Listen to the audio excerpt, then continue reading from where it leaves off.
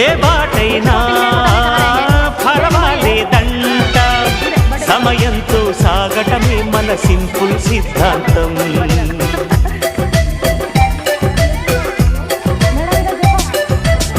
చిరుగాలికి పరిమళమిచ్చే సిరిమల్లెల మనమై ఉందాం, గగనాన్ని నేలను కలిపి హరివిల్లుల వంతెన అవుదా.